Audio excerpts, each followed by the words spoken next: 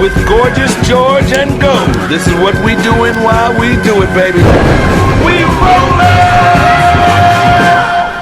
Covering MMA from all over the world, this is the premier stop for all your combat sports needs. MMA Junkie Radio, the only show broadcasting live from the Mandalay Bay Resort and Casino in the fight capital of the world, Las Vegas, Nevada. The lights are on and the mics are hot. It's time to get your MMA fix, junkies. Take it away, Big John. Gorgeous George and Goes, are you ready? Junkie Nation, are you ready? Well, let's get it on. From the fight capital of the world, inside the beautiful Mandalay Bay Racing Sportsbook, you are listening to the MMA Junkie Radio Show, the only show that matters. I'm your host, Gorgeous George. With me, as always, is the devious and dastardly Goes, our ace co-host. To my left, it's the fight analyst, Dan Tom, producing the show, as always. Jumbo Josh, Jael, I think, is in the co-pilot seat over there in New York. What's up, everybody? I think he's in the driver's seat right now. Yeah. Okay. Yeah, but are you alone, Jael, in the ship? I am alone right now. Michelle Joy Phillips just walked into the studio, but right now I am alone. He has the con, George. Nice. All right. Well, we're going to have a fun show today. Kind of been heavy with the guests these last few days, and sometimes it's cool like that, you know what I mean? We are talking to Brent Primus today. I keep saying Brent, and I got to get out of that. It's Brent Primus, former Bellator lightweight champion. He'll stop by at 8:40 p.m. Eastern, 5:40 p.m. Pacific. David Ellefson from Megadeth. He will be stopping by at 9 p.m. Eastern, 6 p.m. Pacific. And Don Frye. Howdy, hey, partner. How you doing, partner? He'll be in at 9:20 p.m. Eastern, 6:20 p.m. Pacific time. Now, in between, we'll have pockets where you can be a part of the show by calling in at 877-FIGHT-93, 877-344-4893. You can also hit us up via Twitter. This works for the whole channel, Fight Nation 156. The Twitter handle for the channel is at MMA on SiriusXM. If you want to hit us individually, I'm at MMA Junkie George. Goes is at the Goes. Dan Tom is at Dan Tom MMA. All right, so let's start off with some news. Although it was on the front page, right, of MMA Junkie. Fill me in here a little bit on BJ Penn. Oh yeah, on our front page of MMA Junkie, Stephen Morocco. If you remember the last interview he had with us, he had mentioned that he's got other news coming from what had gone down with BJ Penn a couple of weeks ago.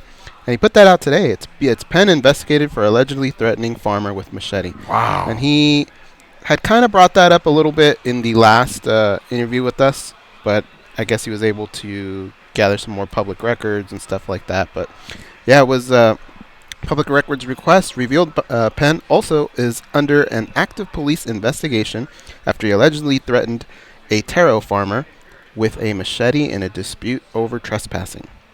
So that and the custody order from last month. Yeah, I don't know about you guys. I'm more afraid of somebody walking up with a machete than I am a gun. I don't know why, but it just scares me more. Been chased with not a machete, but a butcher knife in Shanghai. I told that story. Yeah, I would be scary. more scared of the butcher knife in another country than a machete. Yeah, in the States. it's scary. Look, BJ Penn, I know he's had brushes against the law, but in meeting him and in hearing about the way he is, this almost has a little bit of a tone to maybe what Tony Ferguson might be going through. You know what I mean? Versus a violent individual. Mm-hmm. I don't know, because I'm not his best friend, his neighbor. I don't know. You know, that's just me from a distance, kind of telling you what I've observed over the years from covering him, because I've seen him in Hawaii when he's been there as a guest fighter for some of those Rumble on the Raw. I went to 4 of those shows, by the way. You know, so seeing that interaction with Frank Trigg, seeing the way he was with him, he's been on our show, he's been in our studio, and you can tell right away when someone just has a certain type of personality. He's always been a handshake guy. Hello, look you in the eye, say your name back to you, whatever. This is shocking to me, honestly. Yeah. Very cool guy. We don't get to know them that well, so these are allegations, but still, you pull up MMA Junkie, whether it's the iPad, the iPhone, the laptop, and you see something like that, your jaw just hits the floor. And yeah, you're right. Steven Morocco had told us that there was something else that might be coming out in addition to the custody order. And, you know, I guess I thought between then and now, that was about a month ago, 3 weeks ago? About 3 weeks I thought between then and now, it might be something where, well, no, that was just some story. Somebody got pissed, put it out there, but there's no truth to it. But Morocco's not going to put it on our front page, and our editors aren't going to allow it to happen unless it's been investigated. So, oh man, that sucks. Yeah, I don't know what it is either. You can only speculate. It's just sad, I think, is the only thing you could put it. It's like a hero to you, right? Yeah, man. I mean, I don't really, have too many of those as far as in life in general. I was a big Scottie Pippen fan growing up, but even when you see like movie stars or whatever in public, like I'm not that dude. I see plenty of fighters in the gym. I never saw or met BJ actually in person, believe it or not, all this time. He's one of the dudes where, was kind of on the list where I actually would care to meet. I really don't really care. Even before the media part of this job, I really just wasn't wired that way. So that part of the media part really wasn't too hard, Like, well, the guys that I nerd out for are guys like Big John or something like that. You know what I'm saying? Like, yeah. I don't really have that fighter idol thing. I don't really have that wiring. And I don't have it with BJ either, but he was one of those few guys. So it's tough, but at the same time, it's a reminder that people are people at the end of the day. You can't, be careful about, who you do idolize, if that is the case. And just in general, that, there could be more to it, too. I don't want to speculate too far, but touching on something George said, I thought about myself as well. And I even kind of looked at a deeper correlation to that, too. You look at it, and you see, okay, boxers or NFL or hockey players, these are guys that are more likely to get into a fight. These happen to be sports where there's happen to be more contact, right? We narrow it down further. Okay, well, maybe the fighters and stuff are more notable because whether it's a female, a male, a neighbor, or whatever, it's more dangerous. There's more weight to it because it's a fighter. We've seen what this guy can do or this lady can do in the octagon. Can you imagine? So there's more weight that way. Now we did dissect it even further, guys. This sounds really silly to even take it this far, but mainly people who strikers, people who kind of, not just strikers, people who kind of stand and bang, because again, it's not just, and I'm not trying to lead this down to the head trauma thing, because I feel like even though I'm a big advocate of that and it needs to be looked at and we are learning more, I don't feel like it's a blanket excuse or a blanket reason, but I do feel that it kind of facilitates that because your personality does transfer to how you fight. For example, if you're a bully and you get into fighting, you're probably not going to be a counter fighter. You know what I'm saying? There's weird little things there. It's kind of attached to your personality. So not saying you're going to be a capoeira artist? Right. So I'm not saying any of these people are bad people, but that same impulse that makes them get in the cage in the first place, but even further, put on these crazy performances and put it all on the line like a guy like BJ Penn, when you don't have those goals and you have that wiring, it needs somewhere to go. And I'm not saying that as an excuse, but I think all those things kind of are symbiotic to your point, George. Because think about it, BJ Penn's one of the most dangerous human beings on earth. Why would he be chasing anyone with a machete when he can just physically walk up to somebody and say, listen, we got to sort this out? Yeah, you know what I mean? True. So it's either in self-defense or it's either somebody has a marble lost at that particular moment of rage, you know what I mean? Or the other person, again, has a smaller machete. I mean, I don't know. Or he's out there farming because you do the farming for taro, and it was a taro farmer.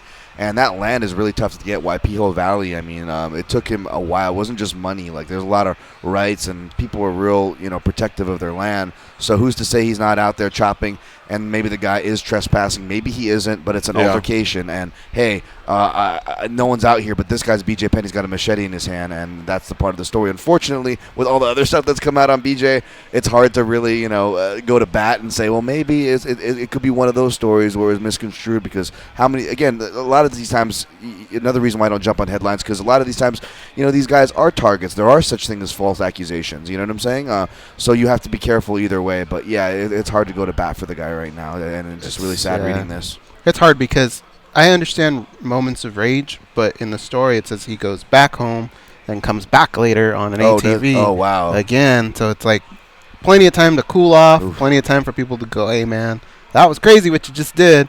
Maybe we should hang out at home here, that sort of thing.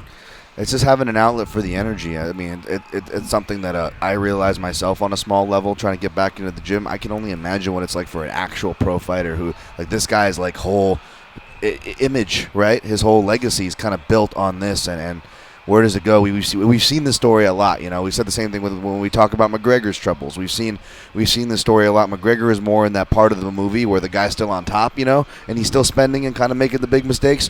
Whereas this is more like BJ Penn's more like Darren Aronofsky's the wrestler, right? Mickey Rourke. Like this is more the after kind of depressing stuff we don't like to think about, but these things happen, and these guys need somewhere to go, and hopefully they have help wherever they do go. Yeah. Well, as we get more information, we will divulge here on this show, perhaps even touch on it later on in the show. This story was on MMA Junkie here about 90 minutes ago. It went up. All right, listen, here's a fight that we all knew was coming, but it looks like it may already have a date and a location. Artem Lobov and Paulie Malignaggi will fight at Bare Knuckle FC. There's an event that goes down on June 22nd in New Hampshire. Kind of all makes sense because that date has been thrown around by the promotion. And David Feldman, the president of Bare Knuckle FC, had stated the New England area is where they were headed. So New Hampshire is in New England. June 22nd is the date. And how about the fact that Lobov, man, I guess he's good to go after that. You think he'd want a little bit of time off, right, after a war like that against Jason Knight, but your hands, your he face, really wants Malignaggi, and I guess Malignaggi wants him. And you're right, hands, face. You know, I doubt they would get to this point of making this type of announcement if they hadn't checked in with all the parties. Yeah, I think it's a victory for Bare Knuckle in the sense that the fight's even going off. Yeah. Because when they first signed Paulie, a lot of people were saying, it's just kind of a publicity thing. He'll never actually get in there and fight. So the fact that they were able to say we have now a signed fight, I think is good for them. That's a little victory. Yeah, I think business-wise, regardless of what you're a fan of Bare Knuckle or, you know, David Feldman's speech that he kind of got famous for, if you look at what they're doing as a whole and the success, it's pretty sharp, guys. I mean, how many you guys can run out of fingers and toes, especially you guys, counting how many organizations of any for any type of combat have you guys seen them come and go, right? Small size and even bigger ones. Let's compare it to a recent one, guys. De La Hoya, Golden Boy, and Chuck and Tito 3. You know, a little different, more top heavy, but kind of a similar thing. We were taking older names to more of a circus-like attraction, and I mean that in a kind way, as much as that is hard to believe. But we saw it kind of crash and burn. Whatever momentum there was, positive and negative, I would argue De La Hoya and Golden Boy did not really capitalize on that. You know, we saw in fact Darren Wins get talked about, maybe signed in other places. The few good things that came out of the organization, whereas Bare Knuckle, what did they do? They jumped right on it, and they're rolling with that momentum, and they're going to be on their 6th or 7th. It's one hell of a start, huh? Yeah, I will say that, but to balance out that comment, and as excited as I am at the news, the one thing that did strike me off, voluntary VADA testing. Do we really need that, guys, for these two and Bare Knuckle, the VADA test? Cue the Barack Obama gif where he's just like looking like his hands are up, like what are we doing here? For Artem and Paulie? Yeah, I didn't hear about that. Okay. Yeah, apparently they're doing VADA testing voluntary. Do you really need that? I applaud them, but you're right. I don't think anybody was really who was wondering, if that sport was going to be filled with those types of problems. Or who knows? Look what just happened in boxing, right? I know, man. Yeah, we'll talk about that in just a sec. I know we got to take a quick break. When we come back, we'll give you an update on Angela Magana, who, while in surgery, fell into a coma. We updated that story. She was moving her fingers and toes and blinking her eyes, and then she had come out of the coma, and there's been another update for the positive. So that's good. We'll talk about that. And back to PED talk. Faraz Zahabi, man, he is slinging some accusations towards John Fitch, a recent guest of ours here on MMA Junkie Radio. And remember, his guy, his people, Rory McDonald will be defending his Bellator welterweight title in that quarterfinal Grand Prix against John Fitch. But, man, that came out of nowhere for Faraz Zahabi, one of the chillest dudes in the sport. We'll tell you about that when we come back. It's MMA Junkie Radio on Fight Nation, channel 156.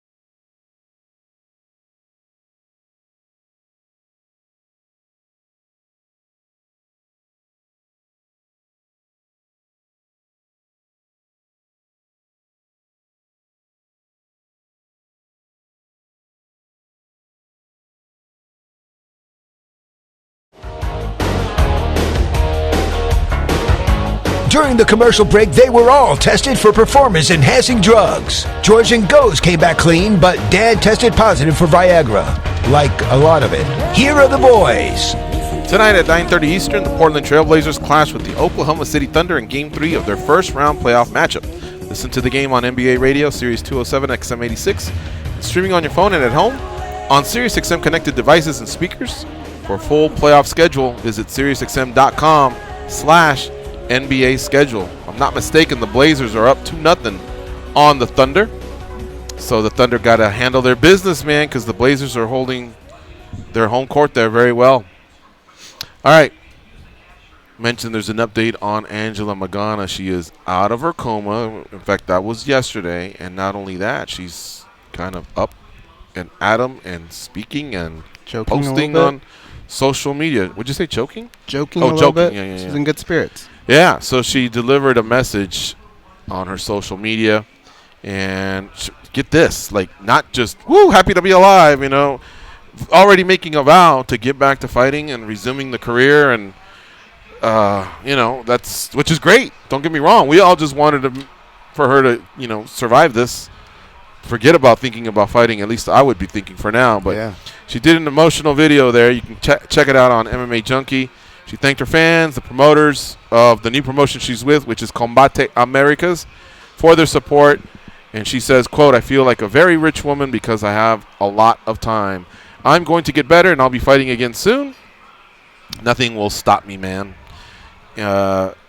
From Combate, they prepared this statement. They said, "We are thrilled and relieved to hear that Angela has come out of the coma and is alert and responsive. We have to imagine that her fierceness and determination has played a part in her recovery." So, good news all the way around. Her fight, obviously, with Kira Batara, that's not happening. At Combate America 35 Reyes. That was going to be on April 26th, but I'm sure maybe at some point maybe they can book that for later on. I'm no doctor. Just pausing for dramatic effect because I know you guys are probably going, really? But I just heard that, and you guys correct me if I'm wrong, when you have anesthesia in your body, it actually doesn't leave your body sometimes for years. There's traces of it in you. It takes like a long time. Like that stuff that's pulsing inside of John Jones? Yeah. And I remember when I used to work in the dental field, when they got, what is that gas that they put on you? Laughing gas? Yeah, but, I mean, it's got a name. Nitrous. When we Why'd you look at him like he's some dentist or something? Because I knew he would know. Just like he's smarter than us two? Well, he said laughing gas. You had nothing? I guess. But you didn't even look our way, right, Dan? We should feel offended. Maybe. I'm not really. I'm not really offended, but all right. It's like, hey, where can I get where can I get those Magnum condoms? Where can we get those, Richard? You tell me, you know. Anyway, go ahead. A little fist bump to my guy, Richard. Okay. When we first got our system in to try that, they had to, like, experiment on us. Okay. So they would put us not under, you wouldn't go under, but it would just kind of numb you out, right? And I remember the first time we did it right before lunch. And so I'm walking out to lunch, and I'm, like, drooling all over myself. I'm tripping. I fell off of a curb. Jeez. And so I had to go back to the doctor's office, and they were trying to figure out what had happened. And apparently, I heard you can almost bite your tongue, too. You have to be careful. Yeah, if you're not paying attention to the insides of your cheeks and stuff. They didn't properly flush it out of my system. And so anyways, that's when I remember them saying, actually, some people can keep this in their system for years afterwards. And so, and I specifically remember them saying that's what's dangerous is some people are actually allergic to it. And the only way you can find out is by, going under. So if you're allergic to it and you can't flush it out of your system, it can be very dangerous. No, I think now there's blood work that can be done that tells you if you're allergic to the... Really? Yeah, but, I mean, that was 20 years ago, right? Yeah, you did that? Yeah. Because they asked me, and I go, I've been under anesthesia a couple of times before the knee injury, before the knee surgery, and I go, I've been under anesthesia before, but as far as I know, I'm not allergic to anything. But they said that'll all come up in the blood test. That's all true? Oh, okay. Okay. All right. Man, there's something else to worry about there. Yeah, sorry. Jeez. Dustin Poirier, I want to give a shout out to him and Eric Anders, the American Top Team.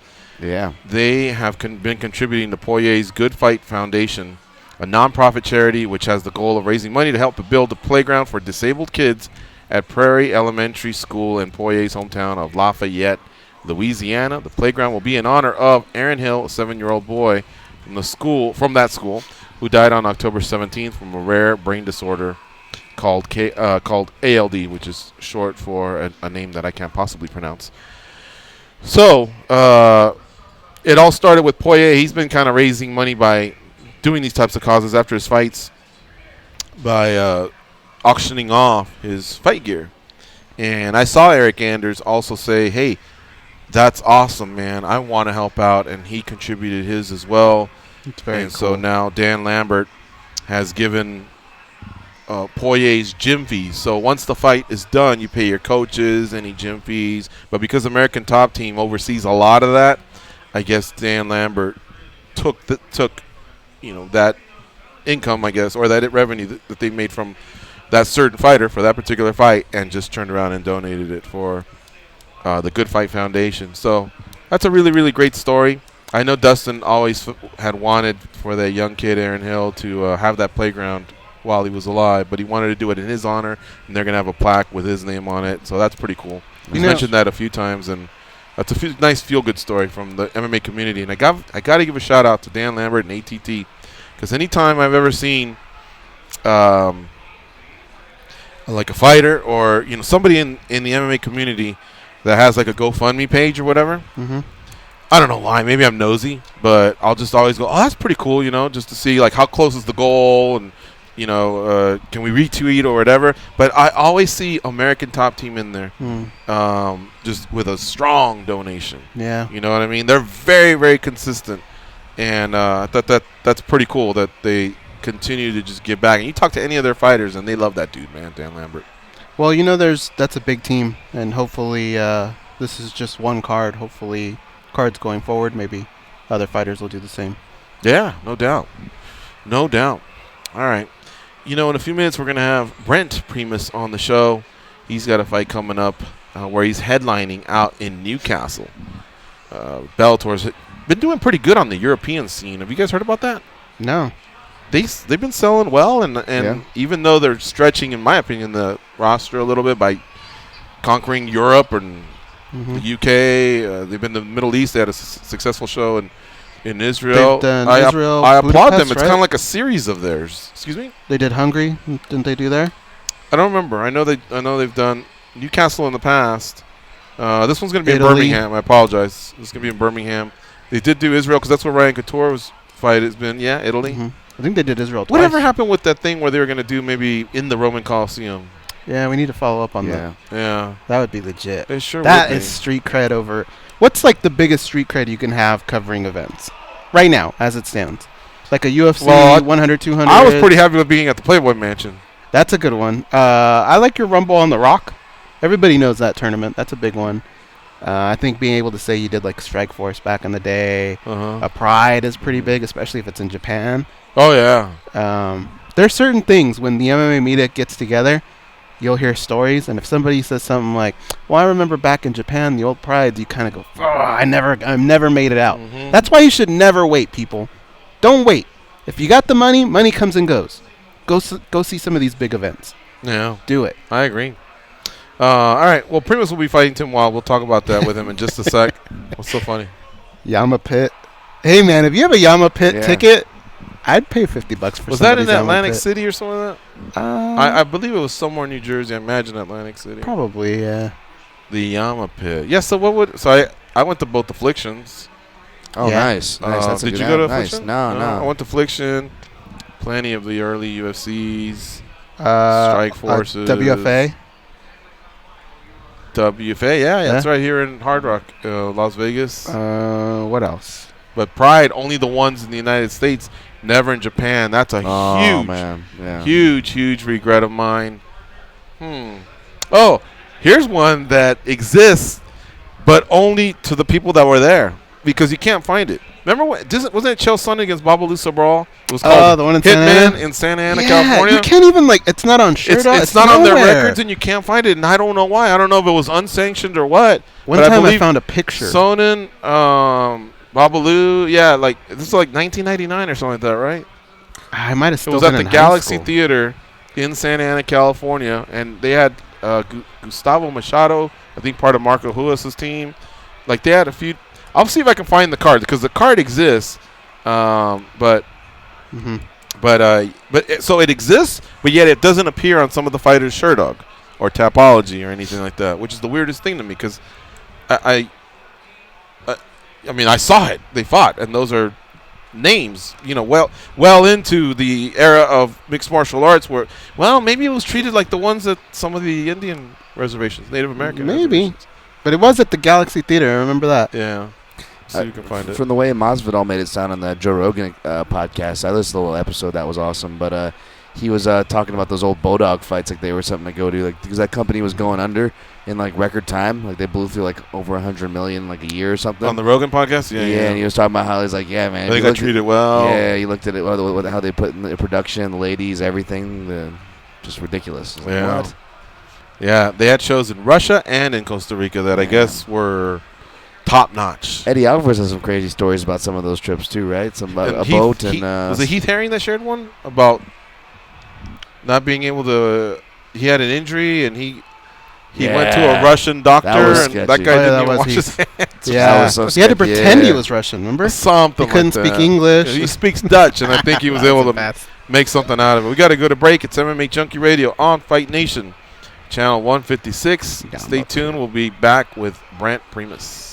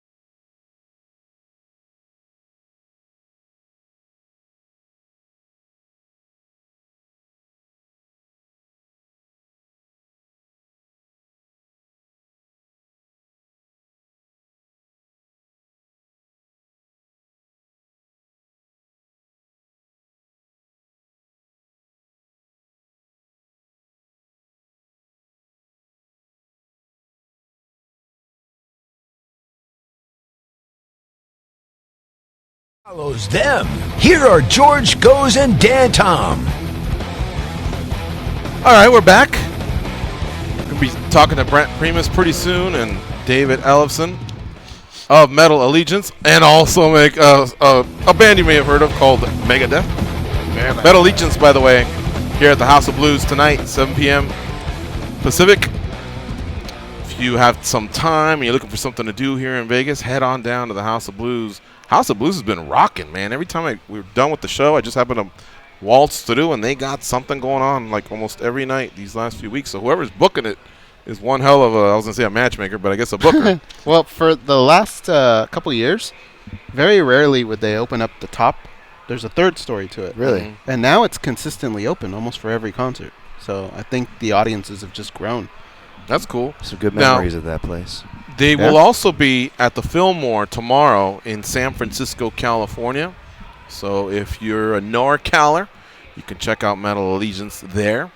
David Ellefson of Megadeth, that's his, what do you call it, Richard, a side band or other project? Or yeah, so okay, there you go. There you go. All right. David Ellefson, if I haven't specified when I mentioned him earlier, he will be here in studio because they're performing here in a few hours. So that's going to be a ton of fun. I remember that band when they came out for the Affliction show. I just remember going, all right, how's this going to work, you know? And I actually enjoyed it. I was hoping that they would continue it if that was going to be Affliction's thing. I mean, I didn't want like a 2-hour concert or a Bruce Springsteen show or anything like that, but it was just a nice break. Like, I don't know. It was different at the time. I really genuinely enjoyed it. Yeah, it was cool. It was different. Mm-hmm. And I enjoyed both Affliction shows a ton, man. It's too bad they didn't keep it going. You want to hear some trivia that not a lot of people knew? Sure. They were actually trying to get Ozzy Osbourne to do it. Really? Yeah. Okay. Did not know that one. All right. All right. So I mentioned, or you did actually, in the boxing world and some PED scandals that they have with Miller, who was supposed to face Anthony Joshua. In fact, I think there's some late-breaking news on that as well, right? You said EPO. Dude, was EPO and like 2 other substances. Josh may know what exactly the substances are, but dude, honestly, like I lost track of them. It's either like 3 or 4 failed tests. It's crazy. This was the third test that came in today, right? Dude, I've legit lost track. Yeah. I was listening to Randy Gordon and Jerry Cooney on At the Fights, and towards the beginning of the show, Jerry was more like, yeah, we realize we're in the allegation stage, but man, he effed up. You know, he really messed up. And Randy was kind of hitting back, going, hey, you know, take it easy. Like, he still has to have his day in court. And it looked like he was actually genuinely getting upset with Jerry because Jerry was just not feeling him at all. You know what I mean? Well, you know what it is, and then George. A few hours later, the EPO thing broke, and I was like, holy cow. Go ahead, Josh. Go ahead. No, sorry to interrupt, dude. It's, but it's like we all love Jarrell on the show. You know what I mean? He's a New Yorker. He's always been great to us. We love his team. We love his rep. You know, we were all pumped to see him, you know, a native New Yorker who's a friend to the show, headline the Garden. So, you know, it just kind of stung. And then, you know, towards the end of the show, it came out that he posted a video admitting wrongdoing, apologizing. So we recorded a quick video. It's at SiriusXM Boxing on Twitter. We posted the video where, you know, Randy admits, hey, all right, you know, I was waiting to hear his side of it. I've heard his side of it. He's obviously guilty. You know, it just stings. It does. I can imagine, man. Kind of like we were talking about with BJ Penn. I mean, just covering him for so many years, and you see the last 2 stories that have broken on him that have nothing to do with this fight with Clay Guida coming up at UFC 237. Oh, jeez, why'd you remind me of that? If that still is going on, it's just been extremely disappointing. But all right, go ahead. If there is a silver lining, we're talking about this now, before the fight, as opposed to with After TJ the fight, Dillashaw. title changes. We talk about it afterwards. Yeah. That sucked. I hear you. All right, Faraz Zahabi. Faraz Zahabi is one of the classiest guys in our sport from the time I've gotten to spend with him here, either in studio or just having him on, you know, via the phone or just observing him, man. He's done a lot. He's actually been a color commentator for Titan, if I'm not mistaken. I've seen him do YouTube series. Just really, really a respectful martial artist. So when I heard that he was coming after John Fitch, I mean, straight up cheater. I was like, wow, he's got it out for him. Could this stem from when George St. Pierre fought John Fitch? I think it was 2007, UFC 87, if I'm not mistaken. Could he be harboring these feelings for so long? Now, he is going to be backing Rory McDonald against John Fitch, but he points out that John Fitch has been on a 7-2 run, but he is saying that this has been an enhanced run. Now, John Fitch did fail a drug test prior to a WSOF fight in 2015. I've always been of the opinion, if that's what they got you for that fight, then we can say that for that fight, you were enhanced. Mm-hmm. I can wonder, and I think it's fair to wonder, I wonder if it would, what other pre and post fights he could have been, juicing or whatever. But if I can't prove it, I just feel like, he did it for that fight. He made his mistake. He served his sentence, and then we move on. Zahabi seems to imply that, hey, he's 41 years old. He had a dip, and all of a sudden he had a surge. But again, I was more shocked by the fact that this kind of came out of nowhere. I mean, that could have came out of anyone's mouth, and you'd kind of go, whoa. But the fact that it came out of Frye's mouth, he's like just so chill, and it caught me off guard a little bit. And me too. But I'll tell you what, dude, if I'm John Fitch and I hear that, that's going to piss John off. Mm-hmm. No, some big money is at stake here. And here's a couple cuts, and then we'll react. This is Firas Zahabi, the head coach at the TriStar Gym in Montreal, accusing John Fitch of being on PDs. Let's just go 1, 2, and 3, Josh. Go ahead. Fitch got busted for steroids once upon a time. That's why he had a resurgence. He's better now than he was before because of his steroids. He had a dip, then he had a surge. You think that's part of his resurgence? Oh, there's no question about it. John Fitch was tested positive for illegal substance, PEDs, performance-enhancing drugs, and he's had a major resurgence in his career. In my opinion, let's be honest, he's a cheater. We're not a group of guys playing golf here. We're not playing soccer here. We're hitting each other. We're not hitting soccer balls here. We're not hitting baseballs. We're hitting each other. It's highly immoral. It's a crime, in my opinion. And the truth of the matter is, he's not as good as people think he is. He's really just a cheater. Well, like I said, if you get caught for one fight, I don't think that makes you a cheater your whole life. But I wouldn't blame anybody for thinking those things. Mm-hmm. Yeah. Right? Especially for someone like John Fitch. I was just going to say, when you say he's going to get upset, I was going to say, what hasn't John Fitch got upset about? That's true. He's been upset about something since I can remember him putting in a camera in front of his face. And I'm somebody who, when everybody was saying boring John Fitch, I appreciate the shit out of John Fitch's style. And I defended his style and him as a martial artist. But let's be honest, if you're going to be the Mr. Contrarian dude who's angry about everything and throw judgment when you get popped for a test, I feel a little less bad when people come back in your face and put it in your face like Firas is doing now. But at the same time, I also see what George is saying, because really that's the only way you can do unless you can prove it. I'm curious to go back. Because then that would make everyone that's ever tested positive one time just a cheater. And I don't think in this sport we refer to them like that. We refer to them as having an incident where this took place, and again, we can all wonder if they did it their whole career. People are going to do that. Right. But the way he came at him with such venom, it just, I don't know. Go ahead, Dan. And he attaches that, he's went 7-2 since then. And I think that's relevant. I mean, you look at age 41, and that was kind of the reverse engineering we did with Anderson Silva, where not just, a guy gets popped, how long has he been doing it, but you look at it, wait a minute, you're telling me this guy started his winning streak when most athletes start declining at that age, in the mid to late 30s, that's when this guy's starting his winning streaks? So that is something to look at, and you just reminded me, I get the joy of going through John Fitch footage this weekend. So I'm going to be curious to do my own eye test as well, but at the end of the day, that's all it is. It's eye test speculation, like what George said. All we know is for that test. But at the same time, it seems out of tune, because Firas is such a well-spoken guy. He does commentary. He's an excellent commentator, too, by the way. Like, Firas is a very good speaker, but at the same time, yeah, man, maybe it's something that stems back to, like George said, UFC 87 all those years ago with George St. Pierre versus John Fitch. And, let's be honest, BJ wasn't the only person that was accusing George of stuff back in the day. So to see anybody accusing George get popped later, in their career, can you blame them? I don't. Here's another cut. Again, these are courtesy of The Zone. This is cut number 2. He feels like if he cheated once, he's probably cheating again, and he'll be cheating on this upcoming fight. A guy, give him testosterone, he's going to be really good too. If I train him and give him testosterone, he's going to become really good. So in my opinion, this is a highly objectable contest, because I feel that for sure if he did it in 2015, here we are 2019, and he has a title fight, of course he's going to do it. But we don't have USADA or VADA testing in Bellator. We only have the testing of the week of the fight, which is very easy to get around. So in my opinion, Fitch, he's not an authentic fighter. That is damaging. That's brutal. And like I said, coming from that guy, it's just so weird. It'll make the spotlight a little brighter, huh? And the fights that are coming up, Bellator, what is it, 220 on April 27th? We'll all be tuning in. John Fitch will challenge Rory McDonald for the welterweight title while they both continue or hope to continue in that Grand Prix that it pays.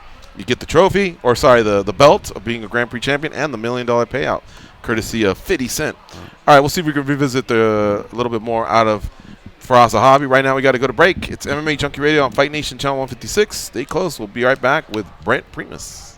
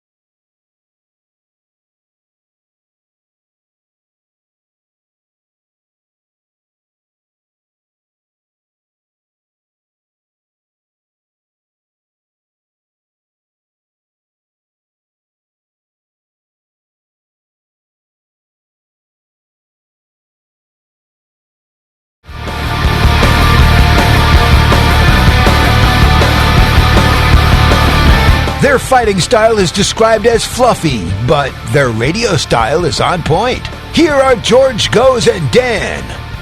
All right, coming up on the hotline, it's Brent Primus, former Bellator lightweight champ, now headlining Bellator Europe 2. It's called Primus versus Wild because he'll be facing Tim Wild on May 4th at the Resorts World Arena in Birmingham, England. He joins us now on the hotline. What's up, Brent? How you doing? Welcome back to MMA Junkie Radio. Yeah, man. Thanks for having me on. All right, my man. Hey, what'd you think of the fact that they're sending you out to Europe to headline. I mean, it's not the States, and it's not like, like the card that they have in San Jose, kind of one of those high-profile tentpole, but you are on the top of the bill. Is that to your liking? Yeah, I mean, it's cool. It's, at least a main event, but I was kind of a little disappointed because I signed a contract to fight a big name and one of the top guys, and that got scratched just because I'm supposedly too big to fight in California, so now I'm fighting in Birmingham, which is cool. I think that's one of the coolest things about fighting is just traveling and experiencing other places, which is going to be cool. I've never been over to England, so man, I'm excited. Who were you supposed to fight? Man, I'm not sure what I'm supposed to say, but I really don't care. I signed a contract to fight Benson Henderson, and oh wow, I was training to fight him for like almost a month, and then I got a call and said some things happened, and they scratched it. So I was like really disappointed in that and everything. But I just got to look forward, keep my head up, and go out there and do what I do and smash this 10 guy, and then hopefully I'll get either Benson or Chandler or one of those guys soon. Did California make you weigh in and then come to a decision, or did they just say you're just too big with using the eye test? It's because I fought there years ago, and they weighed me every single day for a week, and after my fight and all this stuff, and they said that I gained too much weight, I guess. But yeah, it's stupid, man. I think that California's really, I know they're trying to do something good, but they're gonna lose out on some big fights in California, and I just think it's kind of ridiculous that we can't fight in California, but we can fight anywhere else, So I think it's pretty stupid. The commission needs to get on their game over there for sure. Do you think the good outweighs the bad, though? I asked to fight Pitbull or Benson, and those are I think right now those are some of the top guys in my weight division, and I want to fight Chandler as soon as I can. So I just want to fight whoever is going to get me to that Chandler fight. So right. I thought that it'd be Pitbull or Henderson. Yeah, man, I know this 10 guy, he's no slouch. I can't underestimate him. He's a tough dude, so I just got to keep my game face on and go out there and perform and do everything I do, and hopefully my next fight will be with, Benson or Pitbull, or I really want Chandler again, so that's the goal. Brent Primus joining us here on the hotline, fighting on May 4th at Bellator Europe 2, Primus versus Wild. His opponent that night will be Tim Wild. They'll be facing off in the Resorts World Arena in Birmingham, England. Go ahead, Goes. What do you have for Brent Primus? Brent, I'm trying to do the math, and I'm thinking if they were going to give you Benson, I can't see a scenario where if you win that fight, they don't give you the title matchup. To me, that makes perfect sense. So that being said, if you get a win here, and let's just say you do it in devastating fashion, I mean, you have a win over Chandler. In fact, you finished him. So do you think maybe you wouldn't even have to fight Pitbull or Benson with maybe a very convincing win here? Yeah, I think so. I mean, like you said, I beat Chandler the first time. He beat me the second time. I stopped him. He couldn't stop me. He, wrestled me, laid on me on the ground, and he did a good job, man. He did good, but I feel that the third fight just happened for sure. What was that last part? Sorry, you broke up. Yeah, I got some people calling me, dang it. But yeah, I definitely think that I feel like I deserve a shot with him, winner. After I beat this 10 guy. Like you said, I beat him, and he beat me once, so we're even. So I think that we got to break this tiebreaker. Did that whole scenario kind of sour you a little bit on California? Would you ever fight back there again? Is there a way to do that? No, I think I don't think I'm fighting California anytime soon, especially if they're going to be so uptight about the weight and everything. And I've been cutting weight and fighting at my weight class, for years, for over 10 years, and I just think that I'm a professional. I know how to do it. I know how to do it right, and I think they should leave up to the professionals to cut their weight and do what they do. All right, our fight analyst, Dan Tom, he's got something for you. Dan, what do you have for Brent Primus?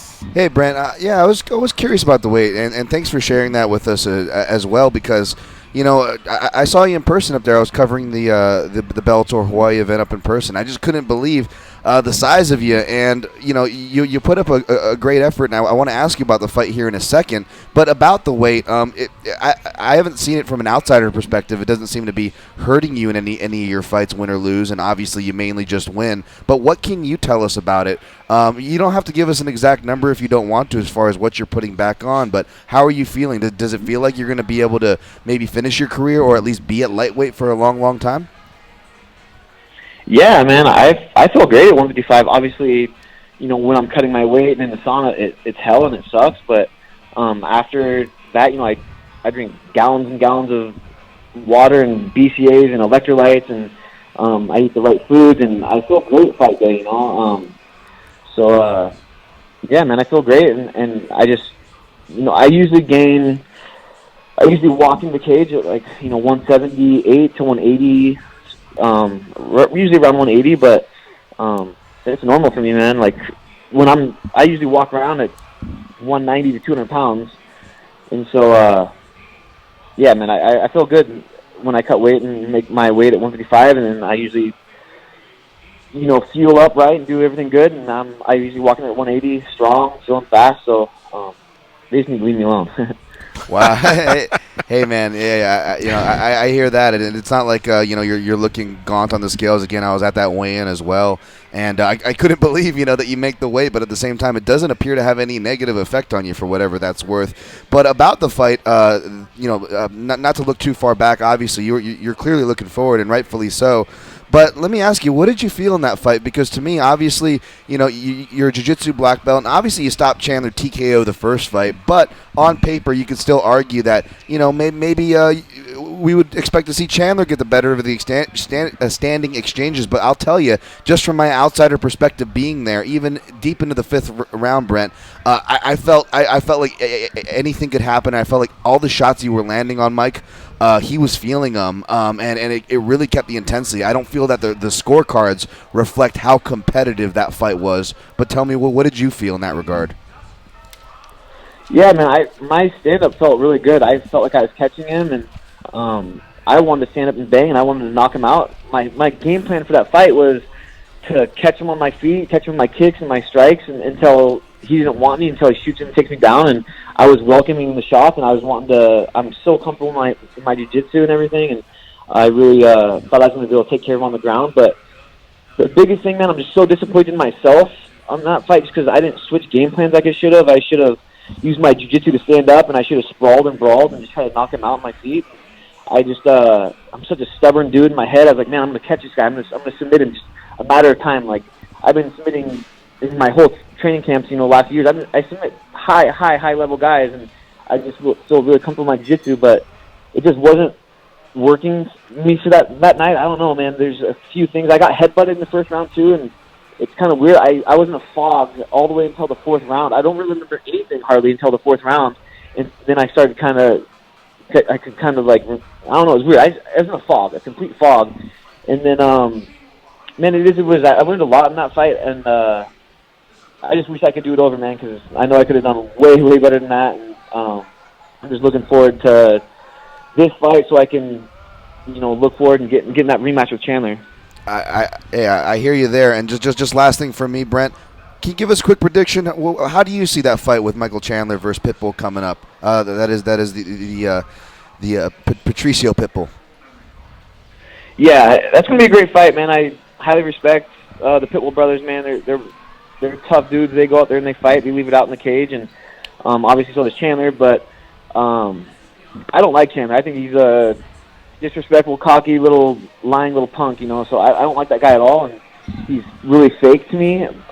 So I would like Patricio to win, but I want to fight Chandler for that belt, and I want to get him. So I want Chandler to win just for that sake. But I see Chandler winning just because he's bigger, stronger. His wrestling is a lot better. But at the same time, man, Patricio, he has some heavy hands, and he can end the fight at any time. So it's going to be an exciting fight. But I see Chandler winning this fight. Right on, Brent. All right, well, listen. First things first, you got Tim Wilde on May 4th. We look forward to that fight. And we all know that the title fight has been delayed there, the one at least with Chandler versus Pitbull. I don't know if they'll reroute Chandler versus somebody else or what they're going to do. But eventually I think Wait, what? What happened? They're not fighting? Isn't that the case? I think it's the other Pitbull. Oh, brother that it got is hurt. the other Pitbull? Yeah. Oh, I thought it was. I got Wasn't it all it? mixed up. Patricio and Chandler are fighting on the 11th, aren't they? That's what I thought. Oh, okay, never mind. Let me take my foot out of my mouth so I can say, enjoy your evening, Brent Primus. Sorry for fucking with you. But, yeah, there you go. So that fight's still on. It's the twin that I think has a hand surgery, right? Or something like that, yeah. Okay, all right. So never mind me. Hey, but in the meantime, have a safe camp, whatever's left. Safe travels to Birmingham. Good luck on May 4th. Thank you, guys. I really appreciate it. Thank you. All right, take care, my man. We'll see you. All right, there you have it. Brent Primus, former Bellator lightweight champion. Pretty good spirits. And, again, he's 1-1 versus Chandler. Part of me wants for that fight to marinate a little bit, and then let's do the trilogy. But, hey, Bellator sometimes jumps. When they have a hot ticket, they just jump on it. You can follow him on Twitter, at Brent Primus 155. Let him know that you heard him on the at MMA Junkie radio show. All right, coming up after this break, it's David Ellefson from the band Metal Allegiance. Metal Allegiance is performing tonight at the House of Blues, tomorrow at the Fillmore in San Francisco. So we'll talk to him about that and a little bit of history he has with the sport of mixed martial arts.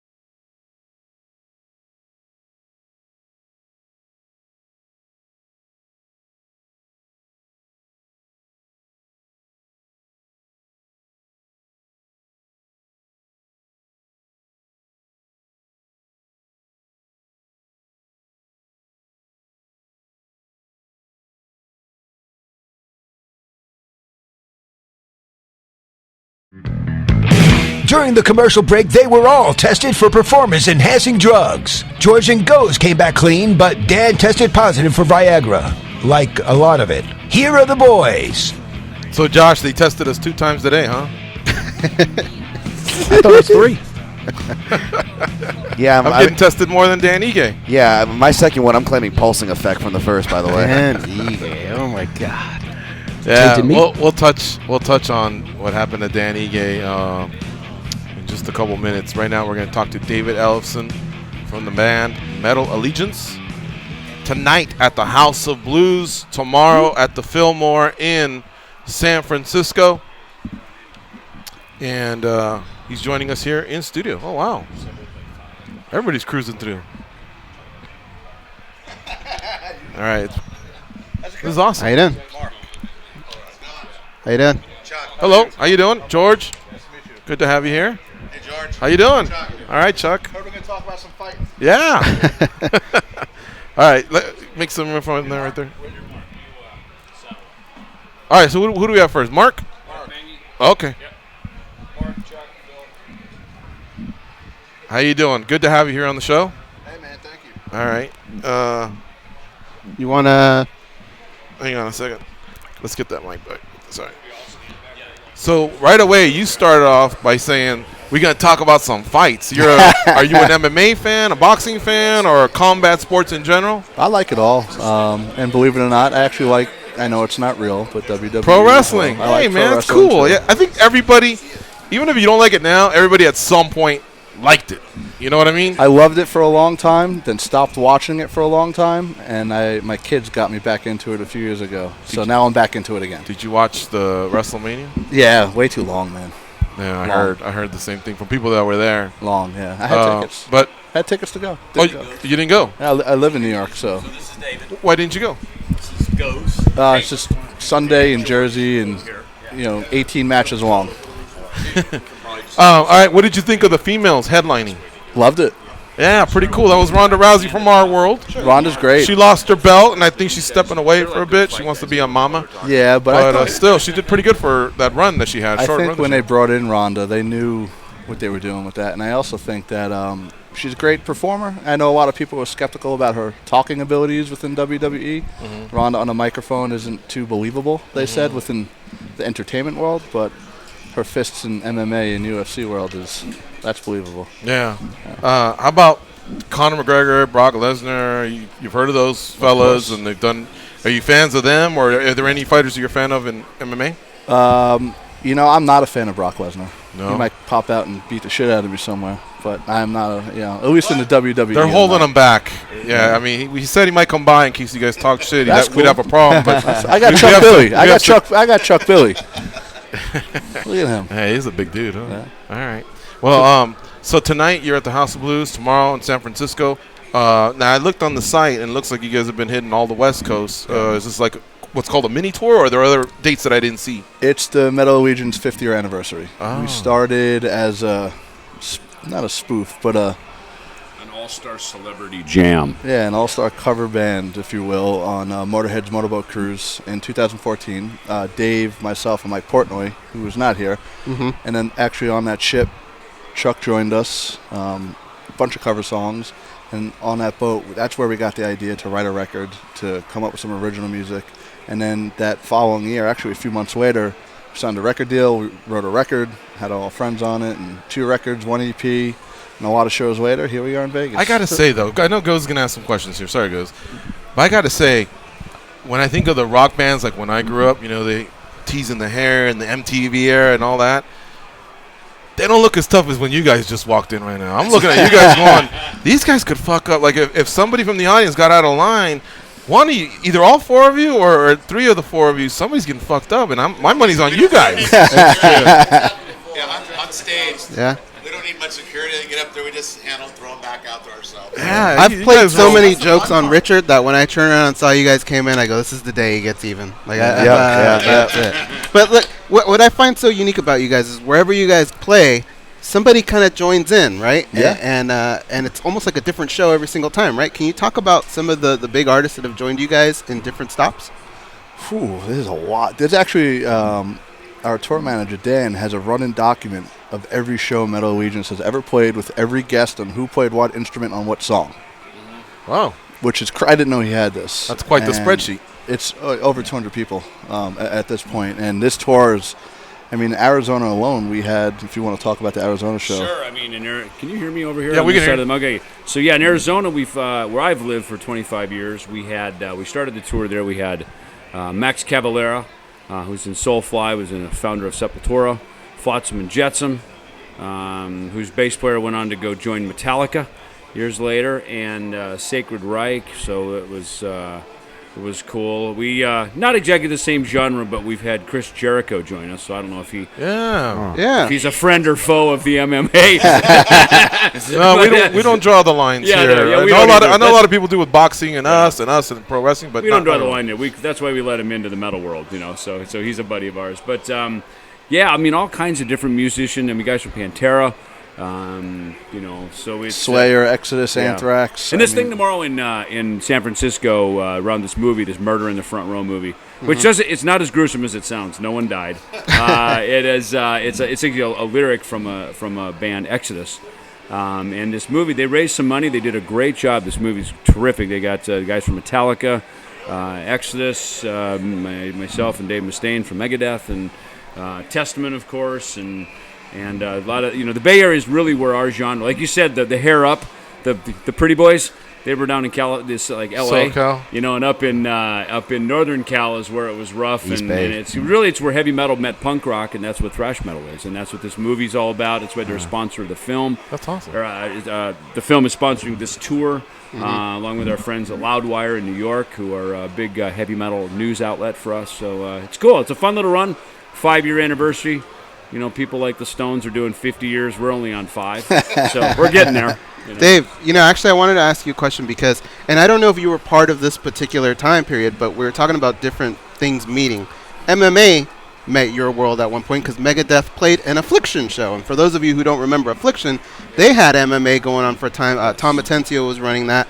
I don't know if you were a part of that particular show, but it was a time where we had a little bit of crossover. Right, I remember that. It's funny. There was a couple years that I was not performing in Megadeth, and that was actually that year. But I was at the Honda Center. Yeah, I think in Anaheim. It was cool. And it was very. Yeah, it was. I mean, Dave was telling me about it, and he said, "Sure."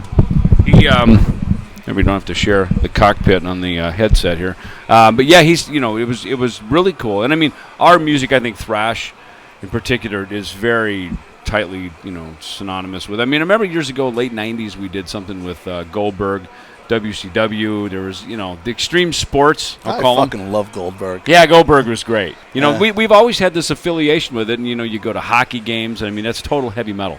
You go to basketball games, and it's more hip hop and pop music. But you go to hockey, and so the rough sports, man. It's like metal's the soundtrack. It's backing track for it. That is true. The only two things I was really into is heavier music, and that actually makes more sense. Whether it's punk rock or metal bands, I'm filtering in my head. I like the NorCal area a little better. Was more my tuning, and you kind of gave a nice little history lesson there. Yeah, Dave, well, as far here as that goes. I'll let these guys actually live in the Bay Area. Okay, let Chuck from Testament weigh in on a minute. Here, go ahead. Yeah, man, it's awesome. Yeah, those Affliction days. I was actually at those fights, those early days. Yeah, I was friends with Tom. Been a long time Affliction endorsee for many years since the beginning, and I used to always go to those fights, and they sent me to them all the time. So yeah, we go way back, and that was like my first experience sitting ringside and just feeling the power of those punches and hearing them hit the mat. Good card too. Oh man, that was a good card. Oh yeah, that was a good card. I think who was he got knocked out? Tim Sylvia got knocked out by Fedor Emelianenko. Yes. Yeah. I was right there, and it was just the sound of him hitting the mat was just unbelievable. But I believe wasn't Donald Trump at that one as well? Yeah. That card. I mean, there were all kinds a lot of people were at that. Yeah. That was a fun time. Can you? You're an MMA fan. Can you maybe talk about some of the walkout songs that get used in mixed martial arts? Do you have a favorite one? I know this one I can remember at the Honda Center. Okay, I mean, there's a Latino crowd in Orange County. They wanted to see Cain Velasquez, and they were cheering when he came out to, I think it was Vicente Fernandez. But as soon as the Brock Lesnar music came on, Metallica, Enter Sandman, everybody was cheering for that, too. There's certain songs that pop. Well, I don't think Fernando, you didn't see any circle pits or stage divers at those concerts. So when they hit Metallica, it's all about, oh, shoot, it's time to get moving and get a little physical. Yeah, so, I mean, it's very important to have some intense music for the fighter to come out or walk out onto, man. And on the other side of it, we interview fighters a lot. Sometimes it's hard to really, they get the same questions all the time. So sometimes the tactic, you want to talk about other stuff and that maybe you and your interview subject relate to. And I find music's a great one. And even when you're in a crowd somewhere, like, for example, if someone has a Testament shirt on, okay, I know this guy knows his shit. Yeah. You know what I'm saying? There's that weird magnet. You guys know there's a certain shirts that kind of cue off. So let me ask you guys, and you feel free to chime in too, Dave. Any MMA fighters, our audience will be familiar with, that they might be surprised that they're a big metal fan. They showed up at one of your guys' shows, Hearsay, any MMA guys that really stick out for the metal scene? I know I was talking with our label guy, Nuclear Blast. They have a rep fighter that's actually wears a lot of the metal gear. He always comes out in some pretty cool stuff. I know Tommy over there. Who was the fighter? Josh Barnett? No, Josh Barnett's a big. Josh Barnett he's always at. He's actually, I came to a lot of the Metal Legion shows. Whenever we ever play them, Josh is there. Oh, nice. He's a big metal head. I'm sure he would guest vocal for you guys if he. I'm sure he'd give a chance. Oh yeah. Yeah, we played over in Japan sometimes, and he does a lot of fighting over there. So he would. I'd check his Instagram, and hey, you're in town. Come. He's like, you guys are playing here. Let's come out. Big metalhead. Gets in the pit and good. Josh Barnett's solid dude. That is what's up. I love hearing that, and especially I'll follow maybe bands from my youth, and again the crossover. I don't know if you guys find it, but lifting weights and there's all that class stuff to stay in shape. But I notice a lot of guys when they're on the road now and touring. I mean, everybody's kind of taking everything to the next level, whether it's technology or whatever. But even working out and staying in shape, and I'll notice a lot of guys getting in, donning the jiu-jitsu gi.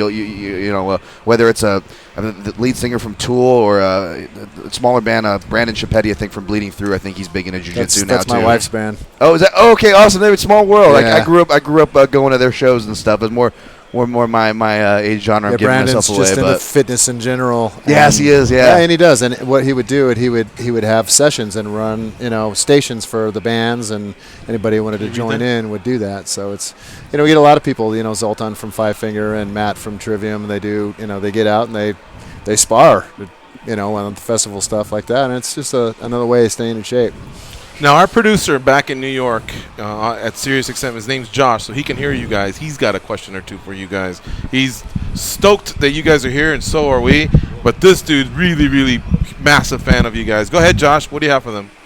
Well, hey, guys. Thanks for throwing me in here. Yeah, I mean, I'm an MMA guy, but I'm a metal guy first and foremost, so definitely geeking out back here in the Big Apple. I actually had a question for Mr. Ellefson, if I can. Sure. So back in 2011, September 2011, was definitely one of the greatest days of my life, seeing the Big Four at Yankee Stadium. Definitely the best show that I've seen ever. I mean, it was truly history. Dave Mustaine has come out, says he wants one more Big Four show now that Slayer's walking away. Nothing's been announced, so I'm wondering, is there a chance of any future Big Four shows, and would you like to have that happen? Yeah, we would definitely love to have it happen, and we're definitely up against the clock with Slayer winding down their farewell. These farewells often go for 3 to 5, or maybe in the case of Kiss, 20 years. So we don't know, but which is awesome because I got to go see Kiss last month, and Ozzy they were great. Too. So yeah, and Ozzy. But I think Slayer mean it. I think they're actually going to retire. I hope so. And part of it, a lot of that Big Four stuff was all around everybody's tour cycle.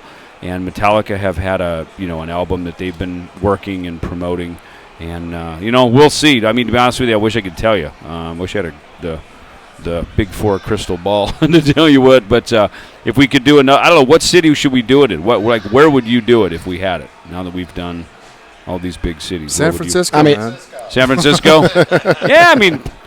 Metallica could just drive home after the gig because they live there. Everybody right? could. Everybody could. Yeah, exactly. Except for Anthrax. Yeah, except the Anthrax. Yeah, they got to go back to New York. But I agree. It would be awesome to do one. It would be super cool. I got a question for you guys. And Dave, maybe you can elaborate on this, because in our sport, when fighters get to fight in Las Vegas, it's the fight capital of the world. They feel like something else comes out of them, right? As far as music goes, for you guys playing in Las Vegas, I know there's different types of music that have come here and had their residencies, but now it's kind of spread out a little bit. Does another gear come out of you playing in Las Vegas? So my history with Las Vegas, so I lived in L.A. where Dave and I formed Megadeth from 83 to 93. And we were a very poor, struggling little rock band, coming up. And I used to come over with my buddies. In fact, Marty Friedman, who played guitar in Megadeth, when he first joined the band, we'd drive over here from L.A., and that was back in the days of the 99-cent Heineken and $5.99 prime rib. Remember those days, right? Or the 99-cent hot dog at Slots of Fun or something. Yeah, exactly, right. Just anything to get you in gambling, And I had no money. That, like moose meat or something? Yeah, whatever it was. So I remember coming over here, and there was really no scene, And then really, quite honestly, the hard rock, like we play the Joint and House of Blues here at Mandalay Bay, that really got the scene going for metal bands to be able to come over here and play. And, there's a lot of stuff going on here that kind of fights for the attention. But there's metalheads everywhere, Yeah. So the metal community is has always been great. In fact, I remember playing over at UNLV, I guess with Dio, early on, like in 1988 with Ronnie Dio. Wow. And maybe even with Alice Cooper. I mean, and then more recently with Iron Maiden here at Thomas and Mack? at Mandalay. Thomas and Mack, yeah, Oh, that's okay. what it was, Thomas and Mack, yeah. That is UNLV, isn't it? Yeah, it's right on the campus. Yeah, and then here with Iron Maiden in 2013, that was a really great show. Mandalay Bay? Right here, yeah, at the Oh, event wow. center, I guess, the arena here. What Yeah, about super Us good. Festival in Inland Empire of California? Remember those? Yeah, the Us. You know, I don't. That was I had. It just, was early '80s. I think I moved. That was '83 or '82. There was two of them. There's two They of them. were Yeah. massive. Yeah. The second Yeah. one was the really big one. You know what's a funny thing? The I 3 remember. days. You know, speaking And of workouts, Metal Day was Sunday. I remember that. Dave They always brought it had home. Benny the Jet Arquetus. Oh, We used to yeah. go to his dojo and Kickboxing work out. champion. Yeah, and we came over here to see Benny's last fight that he did. That would have been 90. She's what, 92, 91, 92, something like that. I'm not sure. I think it but- was, and that but was, it's yeah. you know, that was kind of It's around that time. obviously before MMA, but you know that whole. I remember we would train and work out and just get our ass kicked, and then have to go on stage and play. We had a sensei out with us training, and it was great. It was a very cool thing. But so I actually did get to see a fight. I've not been able to see an MMA fight, unfortunately. Yeah, yet. but you watch it on TV? Yeah, oh for sure. Yeah, Okay. it's always on. Now the it's Boss on all the time. ESPN, so you guys be hopefully watch it some more. Always, yeah. Yeah. We have time for one more question. Sure. Okay. Yeah. This is our one of our writers. He's also a bass guitarist, and he's listening right now. He wants us. This is the Magnificent Morocco. What's up, Steven? Hey guys, what's up? Hey, what's happening? What's happening? Well, I couldn't pass up this opportunity because I actually was introduced to Megadeth through Decline of a Western Civilization Part 2. Right. Yeah. Oh yeah. And I just couldn't help myself. I wanted to say that like you guys had a huge influence on me, and you, David, you came off as like the most professional dude in that entire movie. Thank you. I appreciate So, that. He fooled you all. I did. Yeah. Thank you, though. I wanted to Appreciate it. ask you, has anything changed about that? Are you still the most professional guy on the road? I mean, you've been in music for, decades now. Are you guys still the most professional band out there? You should probably ask my friends here. They'd probably give you a more honest opinion than I would. I can vouch for the character and charisma of one David Ellefson. Thank you, my he's brother. very well spoken. He's very genuine, and he's a straight shooter. So I can always count on that from him. Cool. So. Well, there's one. There's Chuck. one who agrees. Yeah. Your feelings Chuck. on Yeah. David Oh, My shoot, here we- feelings. Oh. We're going around the horn. I didn't Uh-oh. know I had any feelings. Awesome. Oh. Well, maybe a better question is, are other musicians still as unprofessional? It's of course. I mean, there's varying degrees. I mean, I think probably, and I'll just speak to Metal Allegiance since we're together here, and this is a collection of so many of all of us being friends, and we've all grown up together in the community. You don't get to the top of the heap by being unprofessional for very long. And we're young. We all start out, especially this thrash community. We were kids, and we were basically fans learning to play ourselves. So we were very much like our fans, but we were on the stage. And, the business has changed too. A lot of it has changed, and you got to learn to roll with the punches and kind of go with the times. And we, try to hang out with kind of like-minded people. And I think probably this Metal Allegiance thing is a good example of that, we want to be around people who push us to be the best we can be. And sometimes that means humbling yourself and putting your ego aside to hear your friends give you some critique and some comments to try to be better. And that's not always easy for musicians to hear. Damn. Yeah. All right. How do you guys do it physically? Like, how do you, after all these years? I mean, you're in a very technically challenging music, and I always wonder, from guys who are like doing. I know you guys don't do like the blast beats necessarily or any of like the super crazy stuff, like the Morbid Angel kind of, crazy stuff, but you're in a very technical type of music, and to play that night after night at the level that you guys do it, how do you guys keep up physically? Well, for me personally, I do a lot of training before, a lot of cardio work on a bike. My lungs aren't as young as they used to be, so I got to really push it. and our shows are getting longer, so it's more demanding. But at this point, you know, you want to be professional. You want to give 100%. You want the fans to appreciate what you're doing and come back. So it's all about giving 100%. So when I train at home, I know that I'm going to give everything on that stage for that tour. So I come prepared. In the past, I know I didn't, and I look back and see old footage and go, man, what was I thinking? So you learn, you know, over the years, and I think, like, everybody, Alex jogs every day. There's something going on just to get away from the day-to-day things that you do for sound check and the routine. You always want to get out and do something. It's nice to get to clear your head. You golfed today, right? I golfed today. I did some top golf, and that's my thing. I like to get out. That's not, but it's a level of training I got to do. I was like, really? How'd you do on the back nine? You know, I'm thinking, okay, well, I see you were out there. Yeah, we were up there, but, you know, it's it gets tough because sometimes it all depends what kind of tour you're on and how much time you have. And if you got a touring on a new record and you have a lot of promotion, there's not enough time in the day to get everything in. So, you know, got to make it work. All right. Yeah, on that level, it's a lot like any sport, quite honestly. You know, back in the old days of when it was sex, drugs, and rock and roll. Remember those days back in the old days? Not really. You know? No, I know exactly. None of us ever did that. But you know, that was a different day. And then I remember very clearly at 80s coming into the 90s. I mean, the industry just said, we're not tolerating that anymore. You know what I mean? And they really, because there was a lot of money on the line and people just weren't going to put up with it, you know? And so, you know, getting your act together to be healthy and be fit and, you know, so like we just said, everybody trains, works out, does something, you know, so that when you get to the stage becomes the easy part of the day, not the hardest part of your day. Yeah. There you go. Well, thanks so much for stopping by. Yeah, thanks for having us. This was awesome for us. Our listeners, you know, they, like Goes was saying, a lot of the fighters have walked out to your genre. You know what I mean? So a lot of our listeners were excited when we told them yesterday. Yeah. Throughout the day. So this is awesome. Tonight they're at the House of Blues, and tomorrow they're at the Fillmore in San Francisco. 5-year anniversary for Metal Allegiance. Congratulations on that. Thank you.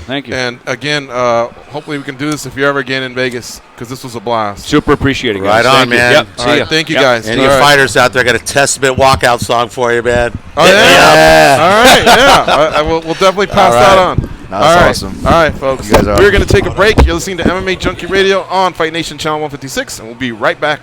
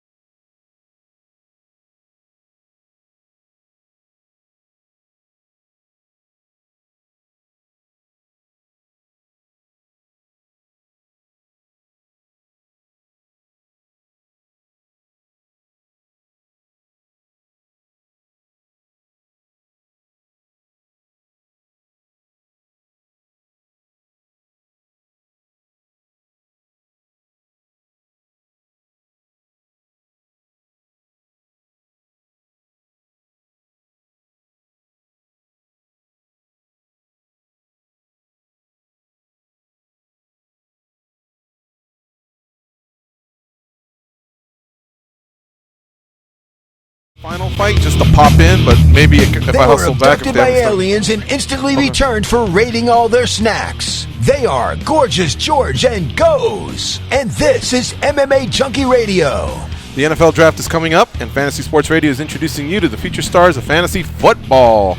Listen to Fantasy Football NFL Draft Preview tonight at 10 Eastern and find out which rookies can make an impact this season and help you win your fantasy football league.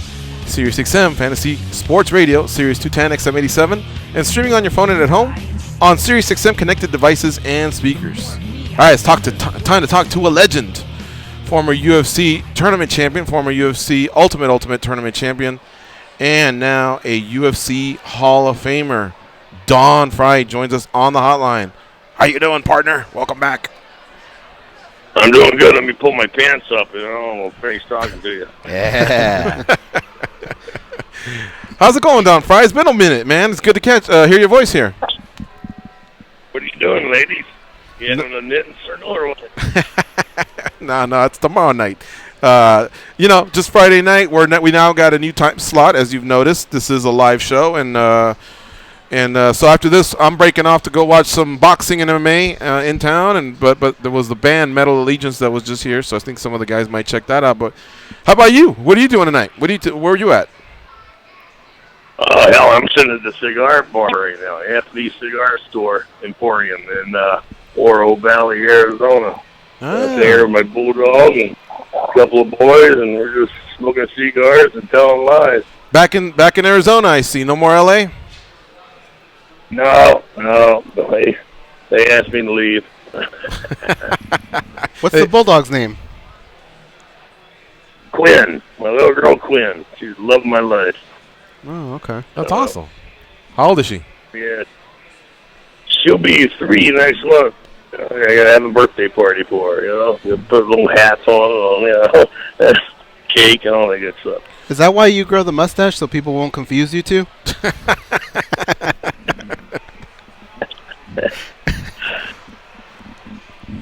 No comeback from Don Frye. No comeback from Don Frye. You got him, 10 years? You stumped him finally. Oh, that's a joke. I'm supposed to laugh at that. Oh. How's your health, Don Frye? I know that you've been battling some surgeries, but I heard you were on the comeback trail. Yeah, I'm always on the comeback trail, buddy. Shit, still get stupid and I fall out of the back of the truck. I broke my neck again about 10 days, 2 weeks ago. I don't know. So broke the rods again, second time. Oh boy. Got those fixed. No, I didn't like it, so I decided I'm break them. So broke the rods, got a few fractures in the spine, and loosened the hardware. How does that sound for a fun evening? And that was 10 days ago, and you're still out laughing, telling jokes, hanging out with Quinn, smoking a cigar. Yeah. Holy cow. You are one tough hombre. Quinn's a beautiful girl. It's hard to put her down, Well, she's only 3. I don't think we're there yet. So the rods that broke, that was all from getting into the truck or getting out of the truck? I was throwing a couple of bales of Bermuda and alfalfa into my girlfriend's truck, and I had mud on my boots, from the feed store. And when you get that Bermuda grass or alfalfa in the back of the truck, the paint job gets real slippery. So I slipped, and first time I fell out, but I caught myself, didn't get the ground. And the second, about 2 minutes later, I guess fate decided to test me again, and I broke the fall of my head this time. Wow. Did you know instantly that something to that magnitude had happened in your back and your neck? No, I didn't know until about a week ago when I woke up, couldn't feel my legs for about 45 minutes. Oh, boy. Man. Yeah, and then I came back slowly, obviously 45 minutes is kind of slow. Then I got to walk around, but I can't get feeling back until mid-afternoon. And then the next day it was only 15 minutes, before I saw them again. Then the next day it was only 10 minutes, so it got better, but then I ended up getting the x-ray and CAT scan, and I said, you screwed it up again, dummy. Wow. So obviously you have to have some sort of surgery to repair all that. What's the timetable for something like that? Hell, partner, I don't know. I just now found the surgeon today. Take a look-see at me. So I'll go. That won't be until Tuesday. I'll go in Tuesday and try and set up a date. Same time. Damn. Sorry to hear all this, man. I mean, you're in as good as spirits as someone can be after going through what you just described to us. But, yeah, I mean, seriously, we're always rooting for you to gain, 100% health. I love seeing you in commercials and movies and things like that, and I'd love to see you in more of that. Me too, partner. Me too. Helps to pay the bills, when you got money coming in. Yeah. No, I hear you. Hard paying bills. Yeah. Will you be popping in through, if you're healthy, will you be coming in, like, we've seen you a couple years in a row for the UFC Hall of Fame. First your induction, and then when you presented Kazushi Sakuraba. Right, and then they didn't invite me the next following year. Right? So I told him I get their pictures, I want to be back, and I was right. I hope I'll be back, but also Memorial Day weekend, they've got a pro wrestling expo going on there. So I know that Cyborg and myself and Ken Shamrock were invited to do the MMA thing portion, and you've accepted? I don't know who else. You're coming out? Yeah. You and old Ken can be in the same room, Don? In the same city? Well, I don't think either one of us remember what we were mad about, so it don't matter. Oh, man. All right. Well, I'm glad you're in good spirits. And so the surgery, you said you just finished scheduling it. I'm sorry, did I miss? You already have a date for it, or? No. I go in Tuesday to see the. Oh, I see. Okay. The surgery. Yeah, to see about scheduling it. Right. All right. Well, we'd love to see you in May if time allows, so we can get an update on your health and just give you a big old handshake and hug. You know what I mean? Like the old days. Yeah, me too, partner. Me too. It'd be a good time coming in there. My oldest daughter, Katie, got an internship with the UFC for a couple of months this summer. So it'd be interesting to go up there and see how she's doing. There's a second generation of Frye, huh? Yeah, she got a full ride scholarship to Johns Hopkins University. And, get the fuck out of here! Really? Full ride? Yeah. Damn, that's like one of the most, if not the most prestigious medical school universities in the country. That's amazing. Congrats. Yeah. She's just finished her first year. She's on the dean's list. So, and not for the same reason I was on the dean's list. All right, cool. Well, congratulations on that front. I remember seeing them at the Hall of Fame. You have a beautiful family. All right, my man. Well, listen, thanks for checking in with us. It's always great catching up with you, and hopefully we can see you next month. All right, partner. I hope to see you all next month. Say hi to your parents for me, please. All right, thank you. Will do. See you, Don. Take care. All right, there you have it, man. Yeah, Don that's Frye. sad, huh? Yeah. Those are, if I had those type of injuries, I don't even know that I could be walking around or anything like that. Yeah. Steel rods. Wow. What I didn't get to ask him, I forgot, was being that he's a Hall of Famer, could he possibly do any rehab at the UFC PI? Like that's something like question. That kind of. That's an excellent question. You would imagine, right? Because you couldn't extend it to all of them. Mm-hmm. Because there's been a lot of them that have gone through there, and some have only done one fight and exited or whatever. But I think there's a certain level of seniority that maybe could get something like that, and I don't see why. That's a great question for Dana someday. Yeah. Huh. All right. Maybe we'll have to Run that by him when we get him in studio. You know that's coming up soon, right? Mm-hmm. Yeah. All right. How we doing on the break schedule? Jumbo Josh.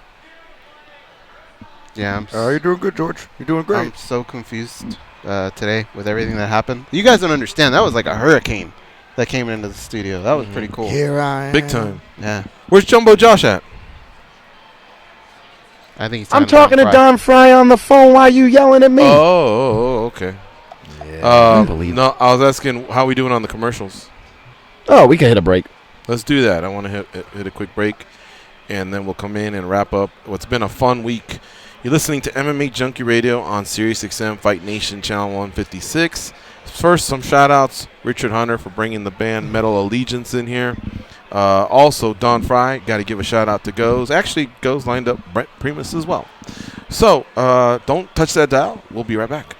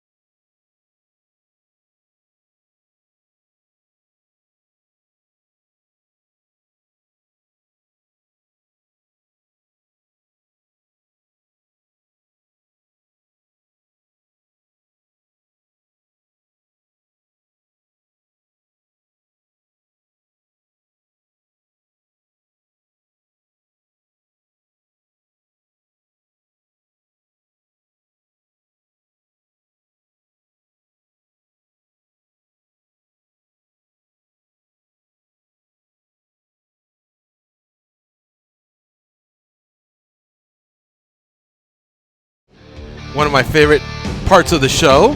Get to discuss a little bit of the questions out there, controversies out there in the sport of mixed martial arts. It is our daily debate. Now's the time. The brothers Garcia seemingly can't agree on anything. Everybody knows it's duck season. Rabbit season. Duck season. Rabbit season. Whether it's food, Less filling. Tastes great. Less filling. Tastes great. gambling, Always bet on black. I like red. Black. Red. Black. Red. Black, dummy. or even social media, Instagram. Snapchat. Instagram. Snapchat. the same applies to the biggest stories in MMA. Time for MMA Junkie Radio's Daily Debate. Today's hashtag daily debate for at MMA Junkie Radio.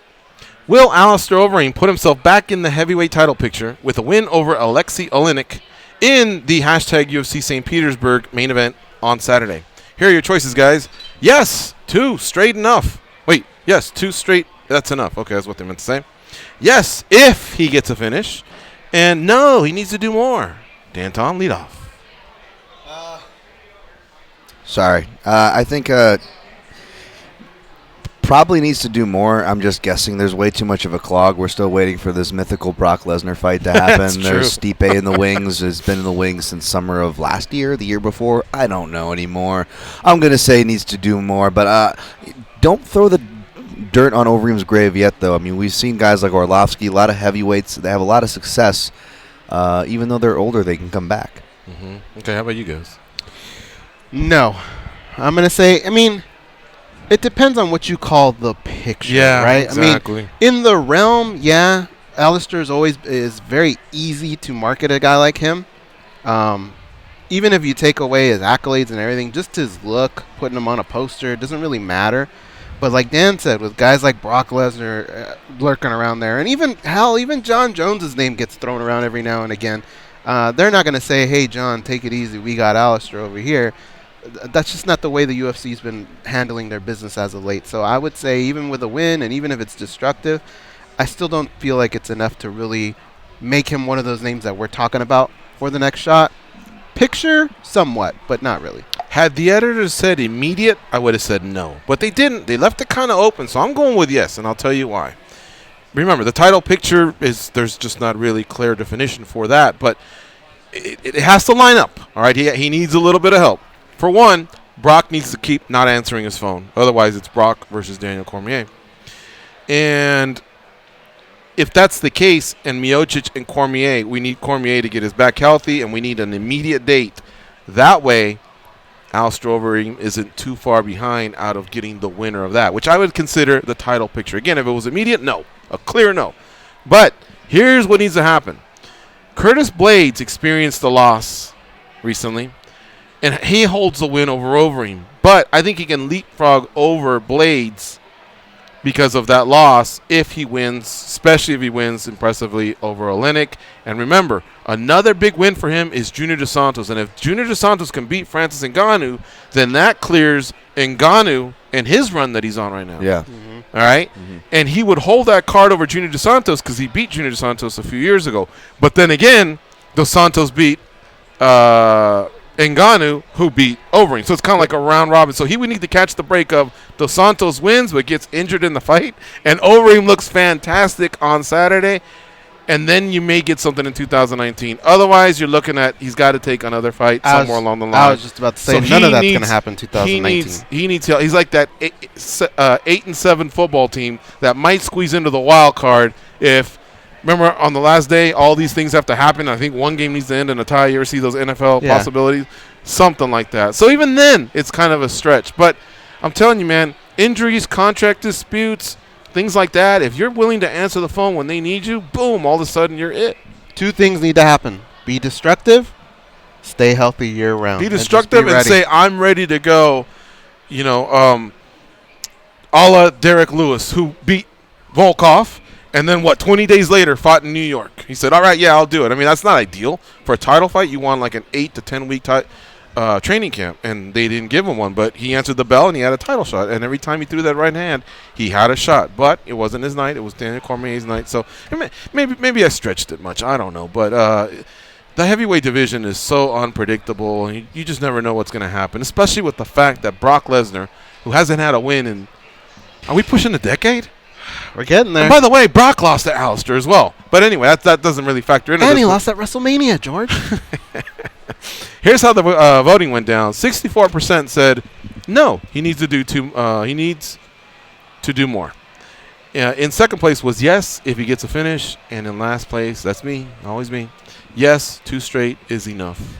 Thank you to Junkie Nation, the readers of the site, and the listeners of the show for voting. All right, speaking of St. Petersburg, Dan, Tom, we know how you're leaning on the main event because we did our breakdown earlier this week. Sure. And but I wanted to ask you, do you have any gems on the rest of the card? Did you find anything that you caught the odds maker sleeping, or what kind of a card is this? Gems is the last word you want to be using for this weekend. I mean, this is the injury list for the fights that should have happened on this card is about as long as the card itself, which is crazy for one. Never a good sign for two, but three. Sadly, the sad state of affairs of just UFC trying to fill its own schedule to save its own life.